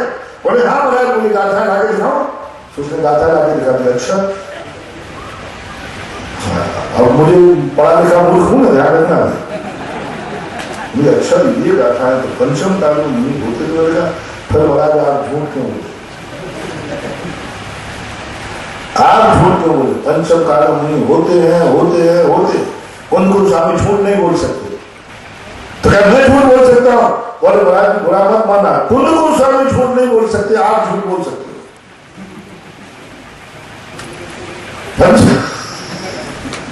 आप झूठ क्यों बोले। मैंने कि मैं भी अब सही सही बोल रही हूं, तो तूने पकड़ ही लिया है, तो सुन तू मेरा कौन है, दुश्मन, मुनि विरोधी। और दुश्मन पुराण भी मैंने पढ़ा है, और दुश्मन पुराण का अर्थ है कि दुश्मन की यदि मैं बोल देता कि पंचमकाल में मुनि होते हैं, और मुझे समझाने का तरीका ऐसा है कि तू मान लेता कि मुनि होते हैं, मैं यही गाथाएं तेरे सामने रखता, देखो कुंद स्वामी कहते, और तुझे मानना पड़ता कि मुनि होते हैं। और मुनि होते हैं ये तू मान लेता तो तुम मुनियों की भक्ति करने लग जाता, मुनियों को हाथ देने लग जाता, मुनियों को नमस्कार करने लग जाता, तो तेरी सदगति होगी, मेरी प्राणी तो फिर। तो मैंने इसलिए झूठ बोला कि अभी तो जितना मुनियों की बुराई करता है, मेरे कहने के बाद डबल करेगा। बोले महाराज ने खुद कहा है मुनि नहीं होते, ये सब पाखंडी है, क्योंकि मेरा फल तुझे मिल गया, करेगा। और तो मैंने तू और बुराई करे, और जितनी बुराइयां करेगा उतनी तू नीचे जाएगा, मेरी आत्मा को शांति मिलेगी कि मेरा मुनि विरोधी दुश्मन नीचे चला गया, मेरी प्लानिंग ये थी, तूने मेरी फैल कर दी। बोले अच्छा महाराज ये आपकी प्लानिंग थी, इसलिए झूठ बोले कि मैं मुनियों की बुराई कर करके नीचे जाऊं। आप मुनि महाराज होते, लेकिन कूटनीति नहीं छोड़ी आपने, मेरी दुर्गति करना चाहते हो, मैं भी कम नहीं हूं महाराज। मैंने क्या कर लिया, तू तो मुनि विरोधी है ही तो है। बोले नहीं, आज आपके सामने सौगंध करता हूं कि आज के बाद कभी मुनि की बुराई नहीं कर, हर मुनि का मैं स्वागत करूंगा और चौका लगे। आपकी पुराने को पास हो जाओ, आपकी प्लानिंग मुझे नरक भेजने की है, आपका षड्यंत्र फेल करके रहूंगा, और आज के बाद मैं हर मुनि को चौका लगाऊंगा और मुनि भक्ति करूंगा। मैंने कि नियम ले लिया। बोले महाराज जी आपको पास नहीं होने दूंगा, आपका इतना बड़ा षड्यंत्र, मुनि महाराज होकर इतने निकृष्ट भाव। अब पता चला बड़े क्रोध में बोल रहा था। मैंने नियम ले लिया। बोले महाराज जी नियम नहीं, इस जन्म में भी और अगले जन्म में कभी मैं मुनियों का विरोध नहीं कर रहा। मुनि हमारे गांव में सबसे पहले स्वागत करने जाए तो चौका लगे। मैंने कभी कायसर नहीं किया, तो बड़े ये कायसर कर लिया। अब मैं मुनियों का पक्का भक्त बन रहा हूं, आपका शरीर फैल, मैंने कि बस इसी के लिए मेरी फैंसी ड्रेस थी। बोलो भैया आप लोग बताओ, मैंने जो इतना षड्यंत्र किया, झूठ बोले, मायाचारी की, ये अच्छी की कि नहीं? बोलते नहीं हो। वो जीव क्या बन गया? मित्र बन गया। तो कभी कभी दुश्मनों को, तो सुन रहे हो ना मेरे दुश्मनों, मैं इसलिए कहता हूं कि दुश्मन होगा तो मिटेगा, और या दुश्मन पर भक्त में परिवर्तित होकर के तर जाए। इसलिए मैं भक्तों को उपदेश देता हूं, दुश्मनों को नहीं। मैं भक्तों का उद्धार करना चाहता हूं, दुश्मनों का नहीं। मैं भक्तों का गुरु हूं, दुश्मनों का नहीं हूं। इसलिए जितने भक्त हैं रोड के उस तरफ वाले, उनके लिए ये भावना है। बाकी दुश्मनों के लिए तो अपनी भावना यही है कि बने जल्दी, मरे डूबते, और ऊपर जाकर मैं अवध ज्ञान से देखूंगा कहाँ है मेरा दुश्मन। वो तो फिर मैं कहूंगा बेटा वो है तेरा मकान, और ये सांप है लटिया अपनी तो 14 से। कभी भूल करके ऐसी गलती मत कर ले। कभी भी पूज्य पुरुषों के लिए राणा प्रताप और धर्मराज कहते हैं कि पूज्य पुरुष मेरे दरवाजे खाली हाथ चले जाएंगे, क्या होगा? भस्म होने का डर नहीं भी, लेकिन भस्म करने के बाद भी वो खाली हाथ जाएंगे, उनको हार नहीं दे पाऊंगा, मैं भोजन नहीं करा पाऊंगा, उनको भोजन है नहीं। इतने में कृष्ण जी आ गए। आगे घटना तुम्हारे लिए कोई प्रासंगिक नहीं है, लेकिन धर्मराज को दुख किसका होता? महाराणा प्रताप कहते हैं कि यदि बाद में कोई पूज्य पुरुष आ गया जंगल में, तो फिर तीनों रोटी अपन खाते बैठ जाएंगे, वो मेरे दरवाजे आएगा कि चलो ये विद फैमिली है, इसके पास कुछ खाने को तो होगा और मेरे पास कुछ नहीं होगा, इसलिए एक रोटी जरूर बना के रखो, एक रोटी जरूर बना के रखो। ऐसा, और आप सबको मालूम है कि 4 रोटियां बनी, 3 रोटियां पड़ोसी गई, वो कौन ले गया? बिलाल। सबने कहानी में पढ़ा होगा, बिलाल ले गया। अब कौन सी रोटी बची? बेटा रो रहा है, पेट में आग लगी है, पत्नी भूखी बैठी है, और एक रोटी बची। वो किसकी बची थी? किसी दान को देने के लिए। बच्चा रोटी की तरफ देख रहा है, पापा वो एक रखी है ना? बेटा नहीं, बेटा नहीं, भूखे मर जाना, लेकिन दान की रखी हुई रोटी पर नियत खराब मत करना। कैसी थी वो आत्माएं? बेटे को छाती से लगाकर भूखा चुप कर रही है, पत्नी को साहस बना रही है, कह रही है कि बेटे से बड़ी रोटी है तुम्हें, बेटे से बड़ा दान है तुम्हें। महाराणा प्रताप की पत्नी आपे से बाहर हो गई। क्या समझ लो? बेटे से बड़ा दान है तुम्हें, बेटे से बड़ा दान है तुम्हें। बेटा रो रहा है और तुम्हें दान की पड़ी, 2 रोटी दे दो, कम से कम चुप हो जाए, मैं तो शांत हो जाऊंगा। महाराणा कहते देवी कितने तू फटकार ले, कितने मोह पैदा कर ले, मैं मोही हूं, मैं रागी हूं, मैं द्वेषी हूं, लेकिन इतना निकृष्ट नहीं हूं कि दान की रोटी खा जाऊं, दान की रोटी पर नियत खराब करूं और भूख से तड़प तड़प करके रह गए। मालूम उसका चमत्कार क्या हुआ? ये घटना उसी दिन की है। तीनों बैठे हैं, दान की रोटी रखी हुई है सामने, खा सकते थे, बच्चे को खिला सकते थे, नहीं नहीं। ब्रह्मांड का पंचम काल की घटना, 16वीं शताब्दी की घटना, राजस्थान की घटना, वो स्थान हम देख के आए हैं जहां पर राणा प्रताप की दुर्दशा हुई थी। वो हल्दी घाटी देख करके ब्रह्मांड कांप गया। भामाशाह का हृदय परिवर्तन हुआ। आज मेरा राजा संकट में, मैं ऐश कर रहा हूं, मैं अय्यासी कर रहा हूं। सारा धन उठा करके राणा प्रताप के पास पहुंच गए और राणा प्रताप ने पुनः राज्य प्राप्त किया। किसके बल पर? तलवार के बल पर, दुधारी तलवार के बल पर। दुधारी तलवार तो उनके पास पहले भी थी, चेतक घोड़े के बल पर, वो तो पहले भी था। अपनी वीरता के बल पर नहीं, वो एक रोटी के दान के बल पर पुनः राज्य प्राप्त किया। वो एक रोटी बीज बन करके आई और ऐसी बीज बनी, एक रोटी बीज बन गई, ऐसे बीज बनी कि आज वो पुनः राजा बन करके राजगद्दी प्राप्त की। दान की परिणाम, कभी दान के लिए तड़पो तो सही, कभी दान के लिए भूखे मरो तो सही, कभी दान देकर के कभी रोड पर आओ तो सही, कभी दान देकर रोड पे आओ तो सही, तुम कभी दान देकर के भूख से तड़पो तो सही, कभी दान देकर कंगाल बनो तो सही। धर्म के लिए कभी कंगाल बनो। कंगाली अच्छी नहीं होती, कंगाली अच्छी नहीं होती। कंगाली अच्छी होती है कि नहीं? नहीं होती। तो बोल तुम मुझसे भजन में क्यों बोलते हो, मजा कहा ना जाए इस कंगाली का? एक भजन है, मैदान गाली चौक, मैंने तो ये तो गालियां दे रही, मजा कहा ना जाए इस कंगाली का।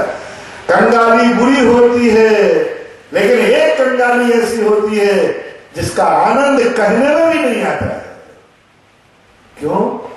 वो कंगाली कर्म की मार से होता है और ये कंगाल धर्म के कारण हुआ है, इसलिए भजन बन गया।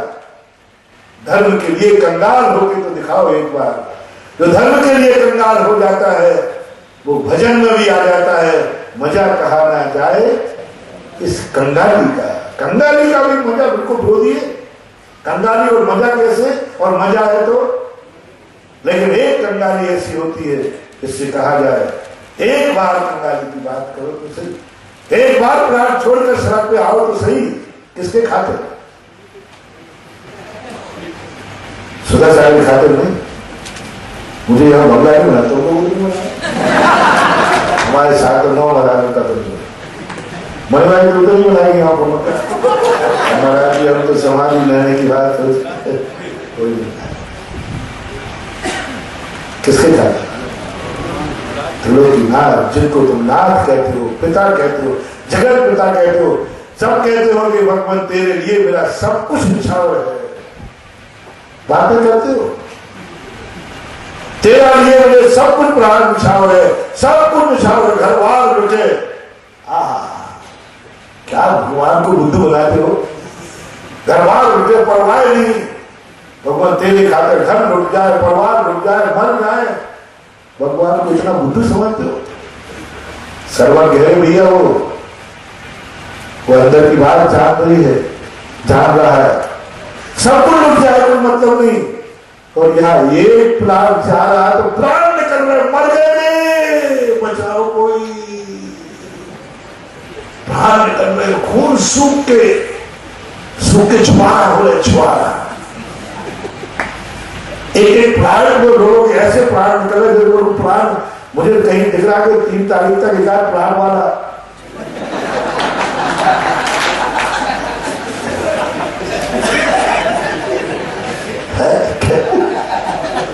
अरे बनो रे राणा प्रताप, बनो रे राणा प्रताप, एक रोटी को दान में बो के दिखाओ, भामाशाह तुम्हें संपत्तियां लेके आ जाएगा।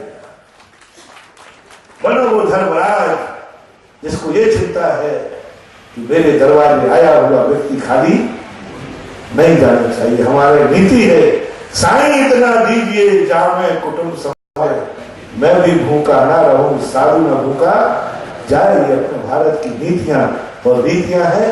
इस संबंध में विचार करो, सोचो। जब वो बात की मैं कल्पना नहीं कर रहा हूं, निरंतर निकाचक कर्मों की चर्चा कर रहा था कि एक और तुम्हें, वो तो मैंने आसन भव की चर्चा की, बहुत बड़ी ज्ञानी, डिक्टेंशन, मेरठ लिस्टेड ज्ञानी की, लेकिन बागर में मेरठ लिस्टेड कोई भी नहीं है। यहीं से अपन साइड में हुई ना, यहीं से साइड में हो जाता हूं तो साइड में भी पता नहीं कितना घुस जाता। आपने हाईवे पे आ गया, कितनी बड़ी बात है। कौन है उसका बेटा भूखा है, स्वयं भूखा, पत्नी भूखी, रोटी दान के लिए रखी है, सामने रखी है, बहुत पागल नहीं मिले।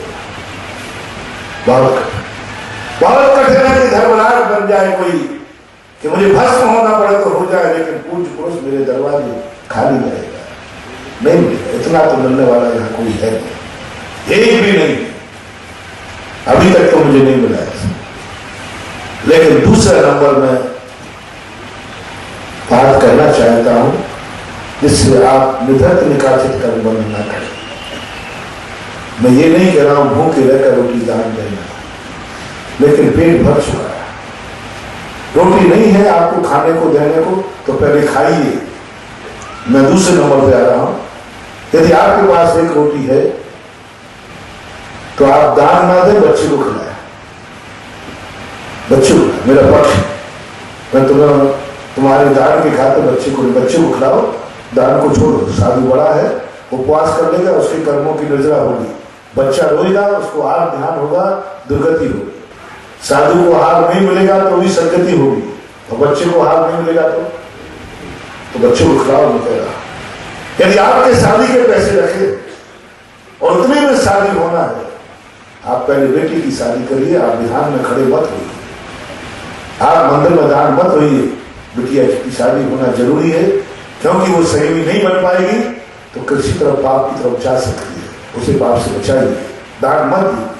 आपको मकान बनाना है और उतना ही पैसा आपके पास है, आप पहले मकान बना दीजिए, मंदिर नहीं बनाना। भगवान का मंदिर नहीं बनेगा, भगवान का कुछ भी नहीं बिगड़ेगा, लेकिन तुम्हारा मकान नहीं बनेगा, बहुत कुछ बिगड़ सकता है, लोग चोर लुटेरे लूट सकते, कुछ नहीं हो सकता। भगवान को क्या फर्क पड़ने वाला मेरा है। लेकिन निधर्त निकाचित कर्म कब बनता है, कैसे बनता है निधर्त निकाचित कर्म? कि तुमने शादी के लिए नहीं, ऐसी करूंगा पानी की तरह बहाऊंगा। ये भाव, आपने पैसा कमाया था 50 लाख का, 3 बेड बुलाऊंगा, 250 आइटम बनाऊंगा, बारात में को एक गाड़ी दूंगा, कौन सी होटल में जाऊंगा? अब याद नहीं रहती भाई, तो क्या करें? 7 स्टार। हाँ, पैसा लगेगा 3 करोड़ रुपया एक दिन का। ऐसे होटल है राजस्थान में, 3 करोड़ रुपया दिन की फीस है एक दिन, ओनली एक दिन, 24 घंटे में 3 करोड़ रुपया उस होटल में ठहरा, और उसी दिन विधान होने की बात है, विधान होना है। और तुम्हारे मन ने कहा मैं विधान में नहीं बैठूंगा, मुझे बिटिया की शादी करना है। बिटिया की शादी तो कम, बोले नहीं, उस होटल में ठहराऊंगा।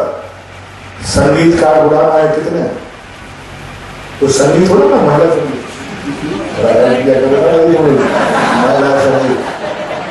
महिला संगीत होता है। 3 करोड़ रुपए का एक महिला संगीत देखा है मैंने, देखा नहीं मतलब सुना है।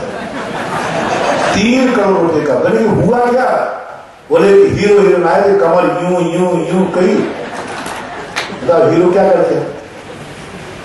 4 बार कमर यूं यूं यूं, कोई वीडियो तो नहीं बना रहा है, बन जाए तो बन जाए, क्या फर्क पड़ना, अपने 3 करोड़ थोड़ी लेना है। और 3 करोड़ रुपया पहले रखवा लेते हैं, पहले, बाद में नहीं। यहां की बोली कब आना है? मर गए तो अब महाराज मर गए तो बेटा जाने, तुम जानो, हमें क्या लेना। यहाँ की बोली 5 साल में आई, और कोई तो कह रहे महाराज 2-3 साल और बढ़ जाएंगे।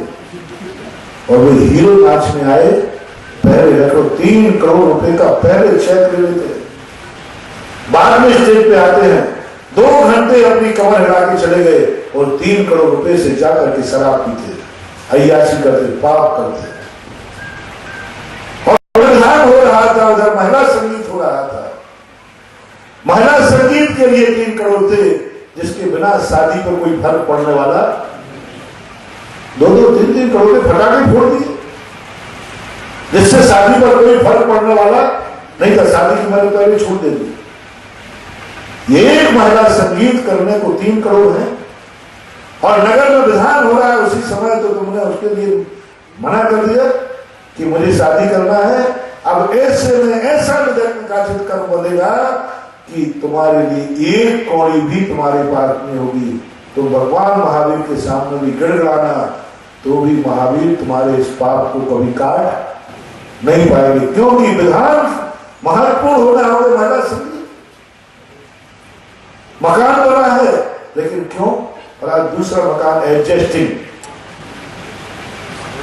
मकान बनाने वाले को पाप का बंध नहीं होता। उसके नगर में, उसके क्षेत्र पर, उसके बागल में मंदिर बन रहा हो और वो एडजस्टिंग का प्लाट खरीद रहा हो। एडजस्टिंग जानते ना आप लोग?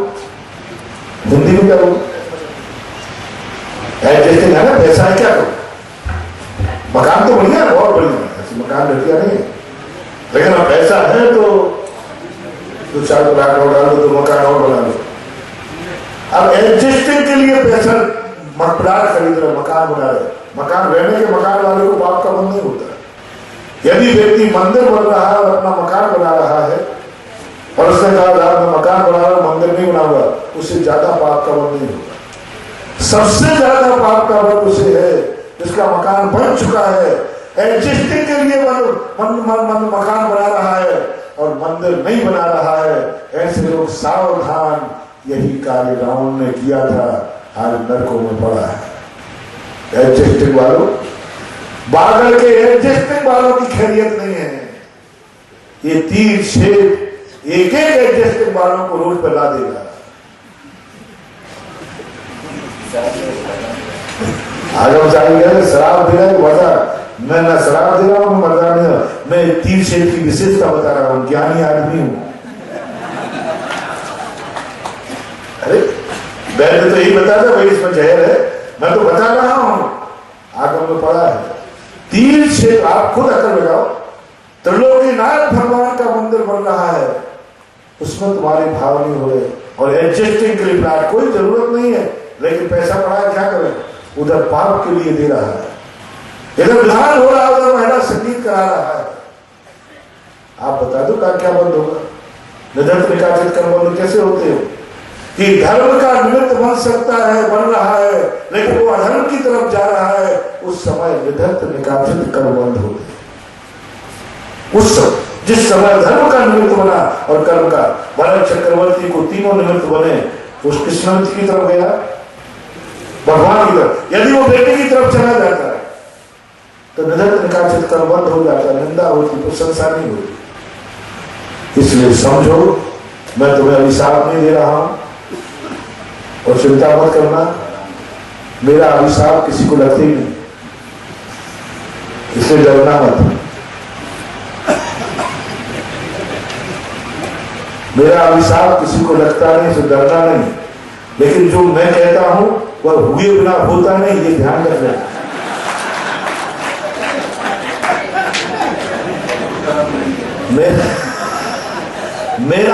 मैं किसी को अभिशाप देता नहीं और ढूंढ तो कभी लगता नहीं, लेकिन जो मैं कहता हूं वैसा हुए बिना कभी रहता नहीं, वैसा होता ही है, क्योंकि मैं वो वैद्य हूं जो जानता हूं कि इसमें जहर है। तो बोलो, मैंने कहा सो जहर है कि जहर था सो मैंने कहा? यदि अमृत हो और मैं कहूं जहर है तो मेरा अभिशाप, और जहर को जहर करूं तो मेरा अभिशाप नहीं।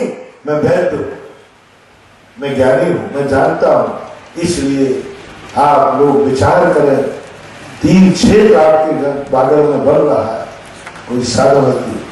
सबसे बड़ी कमी है बागल में, गांव वाले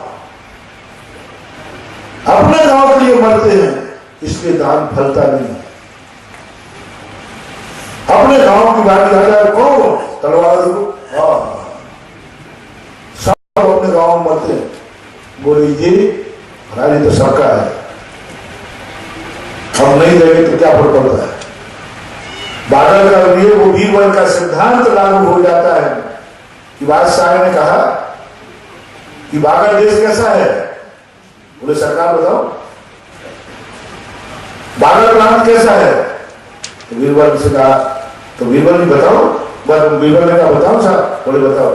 बोले आप बागल वालों से कहो सब लोग इस टंकी में 1-1 लोटा दूध डालेंगे रात में, तो बोले इससे क्या बोले? बोले राजा साहब आप कह रहे देखो बागड़ को मैं जानता हूं, एक लोटा दूध डालो। राजा भगवान है बागड़ियों, कल सब एक लोटा दूध डालोगे, रात्रि में डालोगे, उस समय डालोगे जिस समय कोई नहीं देख रहा होगा, अकेले में डालना। सबने कहा जी सरकार दूध की बात करते, गर्दन दे दो, क्या बात, अकेले में डालना है ना राजा, कोई देखेगा तो नहीं?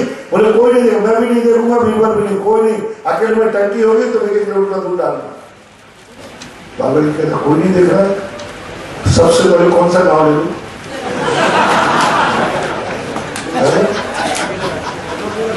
घाटोल दो, अजय भाव आया घाटोल का ले लो। तो घाटोल वालों ने कहा कोई देखेगा नहीं, सब लोग तो दूध लाएंगे, अपन काय करते एक लोटा पानी, एक टंकी में एक लोटा तो पता ही नहीं चलेगा। तो घाटोल वालों ने क्या डाल दिया?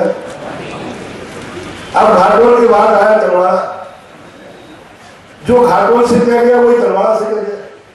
अपने एक लोटा से क्या होता है, पानी डाल, और वही आ गया नौगांव, वही बड़ौदिया, वही बागीदोरा, कलेजा तो नंबर 1 में है, वो अभी एक्स्ट्रा खोपड़ी माइंड। वो तो उसने तो ये और सोचा कि डालना तो सबको, लास्ट में बोले एक लोटा निकाल लेंगे, क्या फर्क पड़ता है?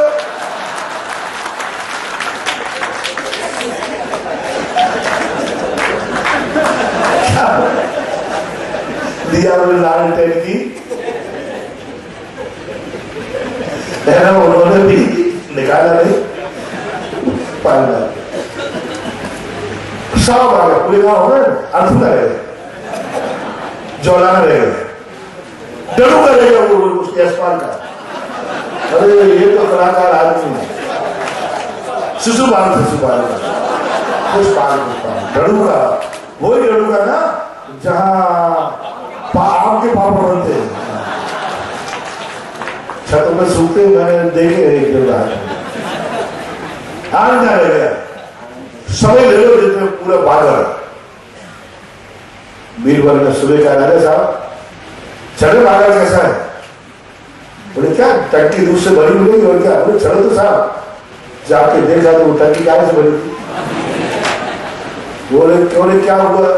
सबको बुलाया तो सबने अपनी अपनी बात कही। या वीरोदय तीर्थ क्षेत्र की टंकी कैसी निकलना है? वीरोदय अपने थोड़ी है, कलेजा वालों को कोई वीरोदय की चिंता नहीं, कोई चिंता नहीं, चिंता कलेजा की है कि महाराज क्यों वीरोदय? महाराज वीरोदय तो हम नहीं जाएंगे, नहीं शामिल होंगे तो वहां क्या फर्क पड़ता है? अगर कलेजा वाले शामिल नहीं होंगे तो क्या फर्क पड़ता है? पड़ता वालों से तो मोहन कहता महाराज जी वहां से कोई उम्मीद मत रखना। चलो ठीक है, हुकुम अपने हैं, अपने के लिए से क्या होगा? बागीदोरा वाले यही सोच रहे, नौगांव वाले यही सोच रहे, ये तीर्थ तो सबका है, और पूरे बागड़ ने यही सोच लिया तीर्थ किसका है?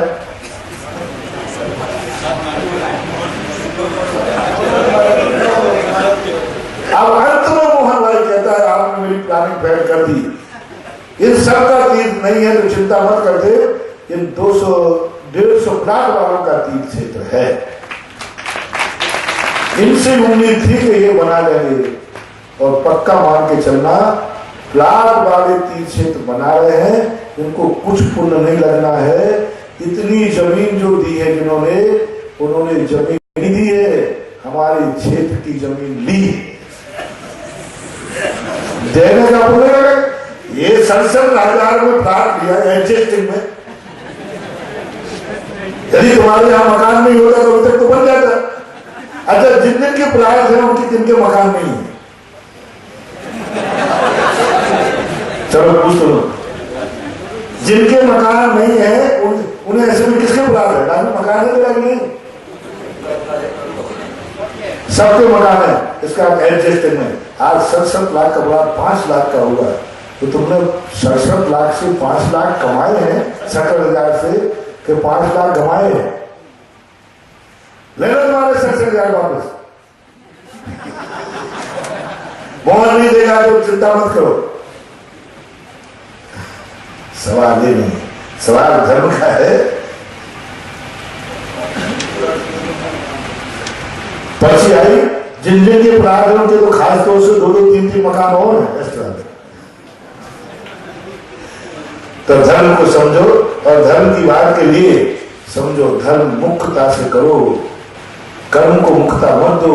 और ये गांववाद खत्म करो। एक आचार विचार का क्षेत्र बन रहा है, जो प्राचीन शुद्ध परंपरा आचार विचार की, तुम लोगों को खड़े होने को कोई स्थान नहीं था। मुझे वेदनाएं सुनाई है लोग कि अंधेश्वर पारसनाथ जाते हैं हम लोग, क्या दशा होती है। लोगों ने कहा मुझे पता नहीं। आप लोगों खड़े होने का क्षेत्र बन रहा है। शुद्ध धारणा वालों के लिए तो गांव छोड़ करके इस क्षेत्र के लिए मर जाना चाहिए। कुंद कुंद की आपका मर जाना चाहिए कि गांव का मंदिर बने या नहीं बने, लेकिन वीरोदय तीर्थ से जरूर बनेगा। ये पहला त्याग करना चाहिए। गांव में दान दूं या नहीं दूं, कम से कम हमारे धर्म का आयतन बन रहा है, धर्म की एक परंपरा बन रही है। हमारे आचार्य श्री हमेशा कहते हैं, चित्त मिले तो चेला कीजिए, वित्त मिले तो मेला, साधु मिले तो संगत कीजिए, नहीं तो रहे अकेला। ये चित्त मिले, सारे बादल के शुद्ध आना वालों के चित्ते खोड़े, इसके लिए तो पेट से भूखा मरना पड़े और ज्ञान वीरोदय को हरा करना पड़े तो भूखे मर कर भी हरा करने का चेष्टा करना। चिंता मत करना, तुम्हारे पेट कौन भरेगा, मैं भामा साहब को भेजूंगी। तुम पहले अपने पेट को भूखे रह करके, एक रोटी तो तुम दादी के लिए रखो, भूखे रह करके बच्चे को तड़फा कर एक रोटी तो रखो, फिर देखता हूं भामा साहब कैसे नहीं आता है, कैसे राज्य नहीं मिलता है। तुम तो ये सोच रहे हो कि वीरोदय तीर्थ क्षेत्र तो सबका है, थोड़े थोड़े में पल जाएगा। नहीं, हर व्यक्ति को यह मानना है कि वीरोदय तीर्थ क्षेत्र मेरा है, मेरा था, मेरा है और मेरा रहेगा। हम घर में बाद में खर्च करेंगे, मंदिर में बाद में खर्च करेंगे गांव के, पहले वीरोदय तीर्थ हो। मंदिर बड़ा है कि तीर्थ? जल्दी बोलो। मंदिर में दान देने में पुण्य ज्यादा के तीर्थ में? मंदिर में 100 लोग नमस्कार करेंगे, एक का 6% मिलता है तो 600% हुआ। और यहाँ हजारों लोग भारत के नमस्कार करेंगे। कितना बढ़िया हो तो सही, ओरिजिनल बढ़िया ही बनोगे।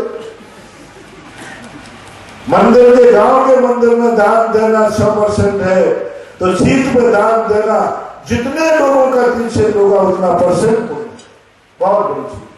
वो 1 करोड़ रुपया तुम, 1 लाख रुपया तुम गांव के मंदिर में लगा रहे हो, बस भाई 50 साल 100 लोग टुटुनिया बजाएंगे, जय जय नाथ परम गुरु हो, बाहर का माल अंदर हजम हो, और यहाँ बजाएंगे साधु संत, यहाँ बजाएंगे भारत के लोग। तीर्थ यात्रा से सैकड़ों किलोमीटर से प्लान बनाएंगे, वीरोदय तीर्थ क्षेत्र में जाकर मूल नायक भगवान का अभिषेक करना है। और ये तीर्थ पर दिया हुआ दान अनंत गुना फलता है। घर के, गांव के मकान, मंदिर में दान दिया, बिना सिंचाई का खेत है, और तीर्थ क्षेत्र में दान दिया हुआ दान सिंचाई की खेत के समान फलता है। इतना अंतर। इसलिए सब लोगों को तीर्थ क्षेत्र को वीरवर की पानी की टंकी मत करो। ये करो कि वीर भगराजा ने दूध मांगा है, क्या पता, सुनो उल्टा करके 1 मिनट में कर लो। सुनो, जब सुनो ये घाटों वालों, वहीं से शुरू करता हूं। उल्टा कर लो, ये भाव करो, क्या पता किसी बेईमान ने पानी मिला दूध डाल दिया तो राजा साहब को दूध चाहिए, मैं तो दूध नहीं रबड़ी लेके जाऊंगा, रबड़ी, जिससे जितना वो पानी मिला के डालेगा मेरा दूध उसको कवर कर लेगा। कल वाला कहे क्या पता कोई ने पानी का लोटा डाल दिया तो मैं तो लोटा भर के मावा ले जाऊंगा, मावा डालूंगा। और सुबह पता चले राजा साहब देखने आए, बोले वीरवर ये क्या है, मांगा था दूध और मिली मलाई, मांगा था दूध मिली मलाई, बोले मलाई क्यों डाली तुम लोगों ने? बोले राजा साहब मैंने सोचा इस संसार में पता नहीं कौन पानी डाल दे, इसलिए मैंने मलाई डाल दी थी। बोलो राजा किससे प्रसन्न होगा? दूध मांगे और टंकी में मलाई मिले, और दूध मांगे और पानी मिले। बोलो राजा साहब को क्या करना चाहिए? बस वही ये तीर्थक्षेत्र करेगा। जो व्यक्ति इस तीर्थक्षेत्र के संबंध में ये कहेगा कि ये तीर्थक्षेत्र मेरा नहीं है तो सबका है, वहां दान देके क्या करोगे? समझ लेना वह धर्म के कोप का भागीदार बनेगा। और लोग ये कहेंगे कि दुनिया का क्या भरोसा, ये तीर्थ मेरा है, तो उस तीर्थ क्षेत्र को इतना फलेगा कि एक दिन वो तीर्थंकर भी बन सकता है। एक दिन वो तीर्थंकर भी। ये मानना है, ये नहीं मानना कि ये तीर्थ क्षेत्र और प्लाट वालों का है, ये तीर्थ क्षेत्र फलानों का है, ये तीर्थ क्षेत्र मेरा है। दुनिया का क्या भरोसा, किसी ने दान दिया कि नहीं दिया, मुझे तो देना ही है। कोई देगा नहीं देगा तो मुझे तो देना ही है। ऐसा भाव से करना, ये भाव से नहीं करना मैं नहीं दूंगा तो क्या फर्क पड़ता, कोई दूसरा आ जाएगा। और अपन लोग नहीं देंगे तो नहीं देंगे, सुधा सागर है, कोई आर के मार्बल वाला आ जाएगा और सही पूछा जाए तो मोहन ने सुधा सागर को बुलाने का षड्यंत्र यही था कि महाराज को आज बहुत भक्त पैसे वाले हैं, बाबा जी आएंगे तो माल भी आएगा। नहीं मालूम, अपने खेत में दूसरे को फसल मत बोने दो, ये गरीबी की निशानी है। अपने खेत में, बादल के क्षेत्र में दूसरे को फसल मत होने दो। उस दिन रो पड़ते तुम लोग सारे के सारे कि मेरे क्षेत्र के खेत में, बादल में, और बाहर का व्यक्ति आकर के मूल नायक की फसल ले गया। आंखों में आंसू होना चाहिए थे, पश्चाताप के आंसू होना चाहिए थे। तुम तो रुचि बने, बच गया अपना माल, बच गया अपना माल। खुशी नहीं, रोना होना चाहिए। खेत मेरा, भूमि बादल की, और फसल दूसरा हो रहा है, खाद दूसरा रहा है। अपना खेत जब दूसरे को देते हैं तो नियम से समझ लेना चाहिए ये मिटने के दिन है, बनने के नहीं। इसलिए बागड़ियों, ये क्षेत्र के प्रति ऐसे भाव लाओ। इस क्षेत्र में बागड़ के लोग ही खेती करेंगे, बागड़ के लोग ही बीज बोएंगे, बाहर वालों को हम बचने नहीं देंगे कोई चीज, तो वो लेके क्या जाएंगे? ऐसा परिणाम आना चाहिए। समय हो गया, एक मंदिर का नाम आया है, चलो बहुत अच्छा। एक परिवार से दो दो मंदिर आना, दुनिया तो ये होती है कि एक बार महावीर जयंती का नाम लिखाना है तो चाचा तक को शामिल कर लेते हैं कि हम सब एक ही हैं। यहाँ पर देखो, एक परिवार से लोग कल धर्मपाल जी हैं, अजय का भाई थे ना बड़े घाटोल वाले, उनके दूसरे भाइयों ने अजय कुमार जी, बदामी लाल जी, लालावत ने आज एक मंदिर बोला है। एक परिवार से दो मंदिर। अरे चिंता मत करना, ये शेयर में उतना ही कमीशन एक परिवार में जाना। बहुत अच्छा लगा। छोटे थोड़े से मंदिर और बने, 24 पूरी हो, फिर मैं आगे की बात को सोचूंगा। अभी महावीर भगवान